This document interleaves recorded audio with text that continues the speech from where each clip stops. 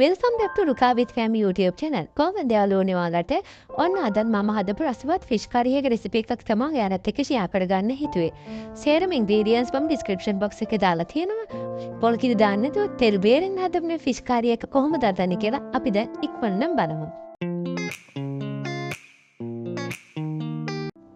මුලින්ම මාළු ටික සීසන් කරගෙන ඉමු. මම මෙතන ටූනා මාළු කැරි හතරක් තමයි මේ අරගෙන තියෙන්නේ.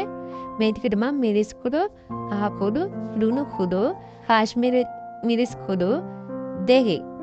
මේ ටික දාලා තමයි මේක සීසන් කරගන්නේ. මම මේකට අන්තිමට මේ විදිහට කෝන් ෆ්ලෑට් එකතු කරගන්නවා. මේක මම පැය භාගයක් විතර වගේ තියනවා. පැය භාගයකට පස්සේ මම මේ මාළු කැරි හතර බෙදගත්තා. දැන් මාළු කැරි බෙදලා ඉවරයි. අපි මේ ටික පැත්තකින් තියමු. දැන් අපි අපේ ෆිෂ් කරි එක හදන්න පටන් ගමු. මාළු බෙදලා ඉතුරු තෙල් ටික තමයි මම මේ ගත්තේ. ඒ ටිකට මම එකතු කරගන්නවා අබසෝර්පය. ඒ ටික රත් වෙනකම් මම ඉංග්‍රීසි දරුණු ටික තලා ගන්නවා. දැන් මම මේ තෙල් එකට තලාගත්ත ඉංග්‍රීසි දරුණු හම්පේ කාරපෙන්ජා, කරාබු නැටි 3-4ක්, එනසල් කරල් 2ක්, කුරුඳුපුතු කැරි 2ක් මේ ටික එකතු කරලා හොඳට බෙද ගන්නවා. ඒකට මම මිරිස් කුඩු එකතු කරගන්නවා. මිරිස් කුඩු විනාඩියක් විතර වගේ මම මේව බෙදෙන්න දෙනවා. මිරිස් ටික බෙදීගෙන එනකොට මම මේකට ලොකු ලුණු ගෙඩියක් එකතු කරගන්නවා කැලි වලට කපලා.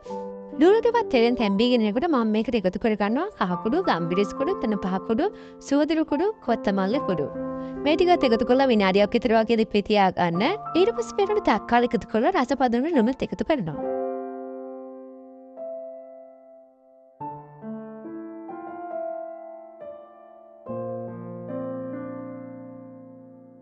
ඊට පස්සේ මිරිස් කරල් දෙකත් එකතු කරලා තක්කාලි ටික මෙල්ට් වුණාට පස්සේ මම වතුර එකතු කරගත්තා.